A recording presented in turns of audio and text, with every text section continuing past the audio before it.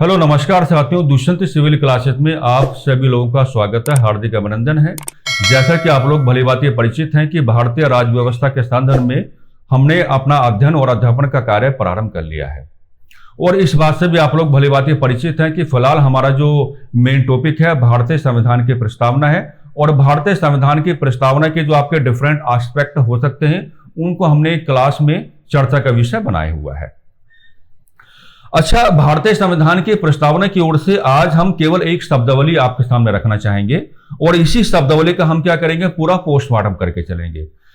जैसे कि मैंने एक बार और आपको बताया था कि भारतीय संविधान की जो प्रस्तावना है और भारत रूपी राज्यों को 5 प्रकार से घोषित करके चलती है। वो कहती है कि भारत एक राज्य के रूप में संप्रभुत्व संपन्न राज्य होगा, समाजवादी राज्य होगा, पंथ निरपेक्ष राज्य होगा, है कि नहीं, लोकतांत्रिक राज्य होगा और क्या होगा, गणतांत्रिक राज्य होगा। तो कहने का मतलब यह हुआ कि कई बार आपका एग्जामिनर आपको साइकोलॉजिकली कंफ्यूज्ड करके चल सकता है, सीधा सवाल पूछ लेगा कि भारतीय संविधान की प्रस्तावना भारत रूपी राज्य को कुल कितने प्रकार से डिक्लेयर करके चलती है। तो वहां पर आपका आंसर क्या होना चाहिए, 5 प्रकार से, और 5 प्रकार से उनकी अंदर की जो आपकी शब्दावलियां हैं वो तमाम प्रकार की शब्दावलियां आपके दिमाग में कैलकुलेट होनी चाहिए। अब हम जानते हैं कि भारतीय संविधान की प्रस्तावना जो है वो भारत को एक समाजवादी और राज्य भी डिक्लेयर करके चलती है। तो ये जो भारतीय संविधान के प्रस्तावना में समाजवादी, दैट मीन्स सोशलिस्ट जैसी जो शब्दावली आपके सामने आती है, इसी का हमको पोस्टमार्टम करके चलना है। यानी कि केवल इस शब्दावली से आपके परीक्षा में किस किस प्रकार के सवाल जनरेट हो सकते हैं या आपका एग्जामिनर किस तरीके से आपको कंफ्यूज्ड करके चल सकता है। सबसे पहले तो हम आपको ये बताना चाहेंगे कि जब 26 नवंबर 1949 को भारतीय संविधान की प्रस्तावना ने अपना प्रस्तुतिकरण किया तो 26 नवंबर 1949 को भारतीय संविधान के प्रस्तावना में समाजवादी जैसी शब्दावली का कोई उल्लेख आपको नजर नहीं आता है। हम आपको यह भी बताना चाहेंगे कि 42वें संविधान संशोधन अधिनियम 1976 के माध्यम से समाजवादी जैसी जो शब्दावली है इसको भारतीय संविधान के प्रस्तावना में जोड़ा गया, एडॉप्ट किया गया। अब पहले इसी को चर्चा का विषय बना लेते हैं कि मान लीजिए अगर 42 कॉन्स्टिट्यूशनल अमेंडमेंट एक्ट 1976 के बिहाफ पर भारतीय संविधान की प्रस्तावना में समाजवादी जैसी शब्दावली का जुड़ाव ना किया जाता तो क्या भारत रूपी राज्य समाजवादी राज्य के रूप में व्यवहार नहीं करता? बिल्कुल करता। क्योंकि अगर आप राज्य नीति के निर्देशक तत्वों को कैलकुलेट करने की बात करेंगे, अगर आप डीपीएसपीज को कैलकुलेट करने की बात करेंगे तो डीपीएसपीज में एक वेरी इंपॉर्टेंट आर्टिकल आपको दिखाई पड़ेगा और वो जो आर्टिकल आपका है आर्टिकल 38 है। और आर्टिकल 38 कहता है राज्य नीति के निर्देशक तत्वों का रेफरेंस लेते हुए कि अगर राज्य नियम एवं कानूनों को बनाते समय राज्य नीति के निर्देशक तत्वों के डायरेक्शंस के अकॉर्डिंग व्यवहार करेगा तो वह अपने आप को एक वेलफेयर स्टेट के रूप में डिफाइन कर पाएगा। यानी कि आर्टिकल 38 में लोक कल्याणकारी राज्य की बातें आ रखी हैं और आर्टिकल 38 के खंड 2 में साफ साफ यह कहा गया है कि राज्य को ऐसे प्रयास करने चाहिए कि भारत में सामाजिक न्याय का वातावरण स्थापित हो पाए, भारत में और राजनीतिक न्याय का वातावरण स्थापित हो पाए और भारत में क्या है, आर्थिक न्याय का भी वातावरण स्थापित हो पाए। तो अगर भारतीय संविधान के प्रस्तावना में समाजवादी शब्द को ना जोड़ा जाता तो भी भारत रूपी राज्य क्या है, एक समाजवादी राज्य के रूप में व्यवहार करता। आप आर्टिकल 38 का रेफरेंस ले सकते हैं। आर्टिकल 38 के खंड 2 में साफ साफ कहा गया है आर्थिक न्याय जैसी शब्दावली की चर्चा है। तो जो आर्थिक न्याय जैसी शब्दावली के अंतर्गत आपको कैलकुलेट करके चलना है, कहीं ना कहीं वही कैलकुलेशन हमारी कहां पर एडॉप्ट हो जाती है, समाजवादी जैसी शब्दावली के साथ। एक और वजह हम आपको बता देते हैं, अगर भारतीय संविधान की प्रस्तावना में समाजवादी जैसी शब्दावली का जुड़ाव ना होता, आप बात पे गौर करना, अगर भारतीय संविधान की प्रस्तावना में समाजवादी जैसी शब्दावली का जुड़ाव ना होता तो भी भारत रूपी राज्य एक समाजवादी राज्य के रूप में व्यवहार करता। क्योंकि भारतीय संविधान के प्रस्तावना में ही 3 प्रकार के जस्टिस यानी कि 3 प्रकार के न्यायों की चर्चा है, राजनीतिक, सामाजिक और आर्थिक।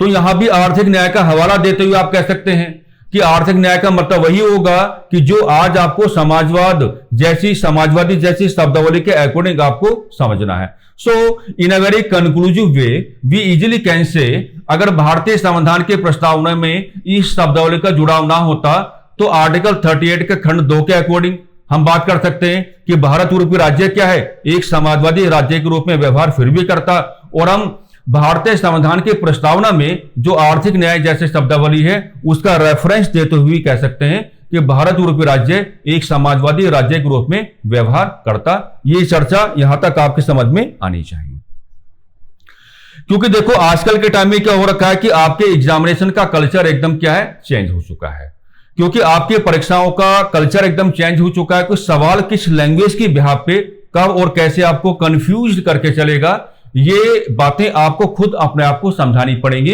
यानी कि आप मेरा इशारा समझ पा रहे होंगे, बहुत सीधा व्यवहार आपको नहीं करना है।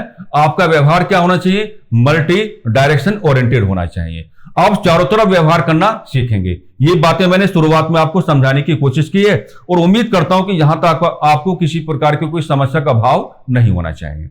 अब समझते हैं, देखिए जो आपकी समाजवाद जो होता है, अगर हम यहां पे समझना चाहें, हालांकि समाजवाद के बारे में तो मैं क्लासेस में चर्चाएं करता रहता हूं कि समाजवाद को तो एक ऐसा कैप कहा जाता है कि जिसको इतने लोगों ने ओढ़ा है या जिसको इतने लोगों ने प्रयोग किया है कि ये अपनी इसकी शेप ही क्या बिगड़ चुकी है।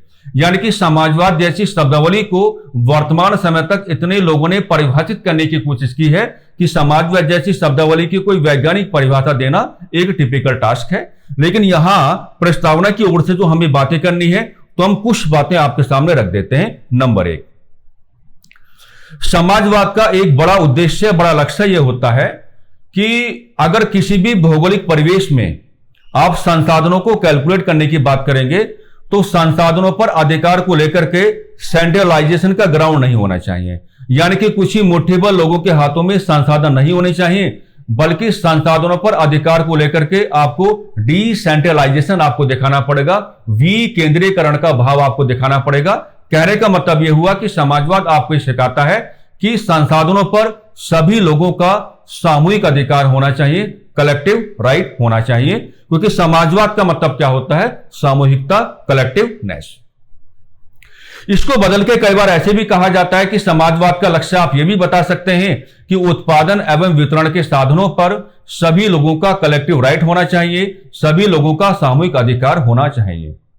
समाजवाद को लेकर के आप यह भी कह सकते हैं कि समाजवाद जो है वो सभी लोगों को आर्थिक तौर पर क्या बनाना चाहता है, इक्वल बनाना चाहता है, यानी कि समान बनाना चाहता है।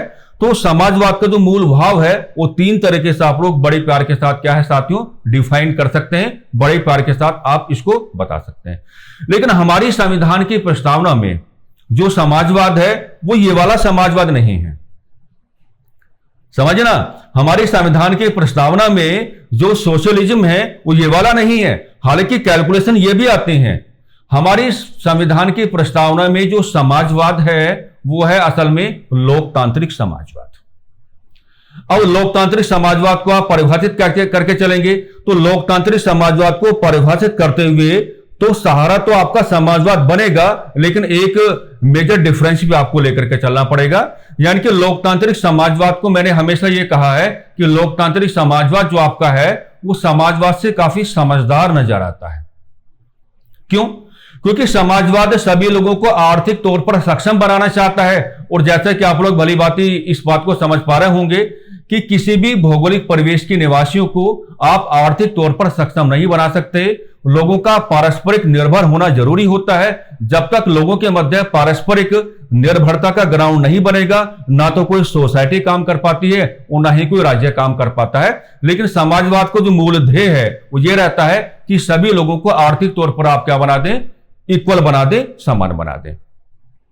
तो लोकतांत्रिक समाजवाद जो है वो समझदारी भरा व्यवहार करेगा, और समझदारी भरा व्यवहार कैसे करेगा वो शुरुआत में ही आपको यह बता के चलेगा कि हम आर्थिक समानता को स्थापित करने की बात नहीं करेंगे।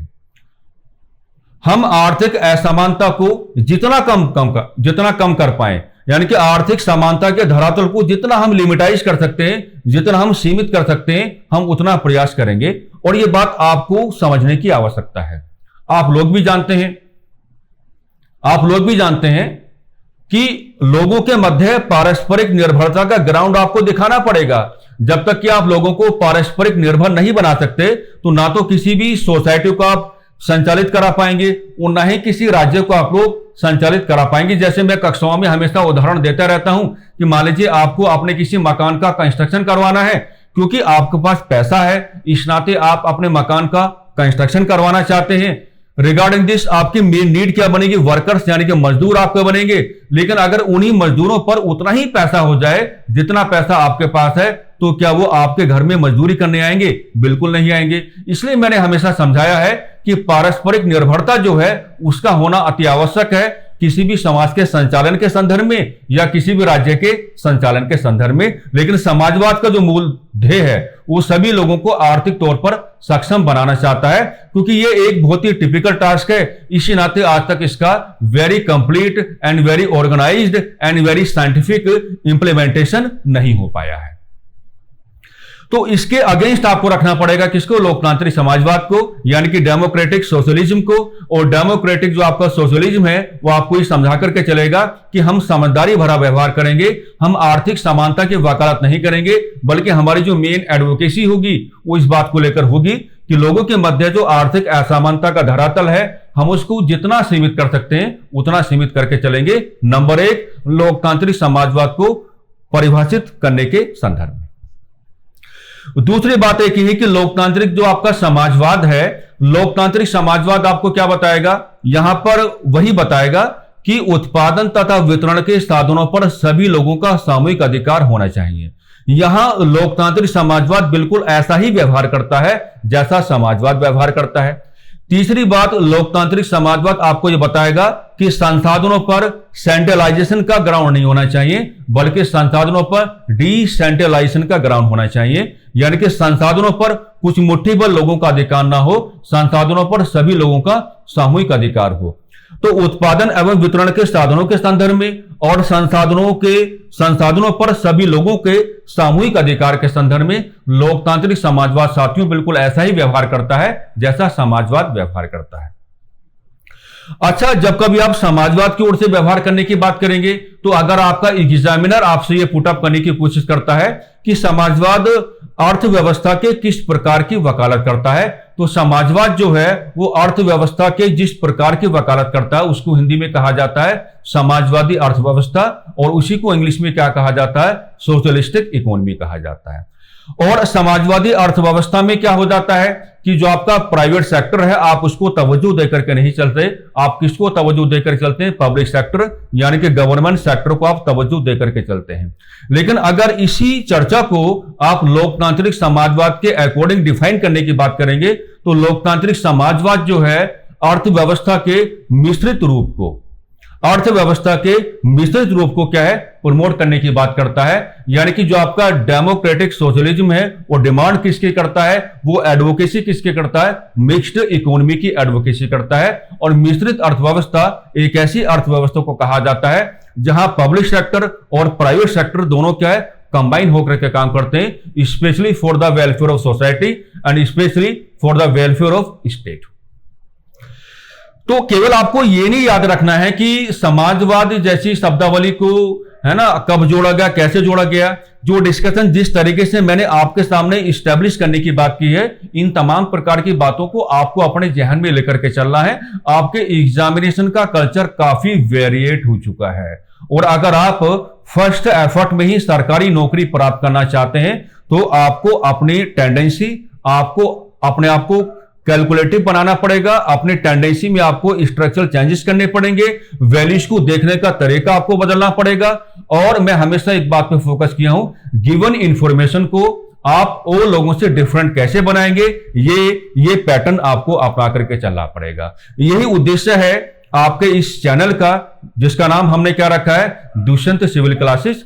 और इसके साथ मैं ये तो कहूंगा कि आपको जुड़ के काम करना है, क्योंकि मेरा उद्देश्य आपका कल्याण सुनिश्चित करना है और लगातार जुड़ के काम करो। अगर किसी मुद्दों को लेकर के आपको कोई डाउट है तो मैंने पहले भी आपको बोला कि आप ऑफलाइन कमेंट के माध्यम से क्या है अपने जो सजेशंस हैं, अपने जो सुझाव हैं, आप उनका प्रस्तुतिकरण भी कर सकते हैं। इसमें कोई दिक्कत नहीं है। मैं आपके अकॉर्डिंग ही काम करना चाहता हूं और उसी प्रकार से काम करना चाहता हूं। ठीक है, तो आज भारतीय संविधान की प्रस्तावना के संदर्भ में मैंने केवल एक शब्दावली आपके सामने रखी और इस शब्दावली का मैंने कंप्लीट पोस्टमार्टम आपके सामने कर दिया है। अब ये शब्दावली अगर किसी भी एग्जामिनेशन में आपके सामने आती है तो आपको अपने आप को परेशान करने की कोई आवश्यकता नहीं है। इन बातों को दिमाग में रखते हुए इस शब्दावली का एग्जामिनेशन ओरिएंटेड ग्राउंड आप बनाएंगे और एग्जामिनेशन हॉल में अपने आप को वेरी इजीली आप क्या है सस्टेन करा पाएंगे। इसी चर्चा के साथ, इन्हीं शब्दों के साथ मैं आपको आपके भविष्य के संदर्भ में शुभकामनाएं देना चाहता हूं। आप लगातार मेहनत करते रहें, घर वालों से दूर हैं आप, एक ही ध्येय होना चाहिए, जॉब जॉब जॉब। जितनी मेहनत कर सकते हो उतनी मेहनत करो, जितना अपने आप को कैलकुलेटिव बना सकते हो उतना कैलकुलेटिव बनाओ और जितना अलग तरीके से आप अपने आप को भीड़ से अलग करने की कोशिश करो, अलग अकाउंट पढ़ने की कोशिश करो, बस वही आपने काम करना है। ईश्वर की कृपा रहेगी, मां सरस्वती के आशीर्वाद से बिल्कुल आपको सफलता बिल्कुल क्या होगी प्राप्त होगी। नमस्कार, धन्यवाद।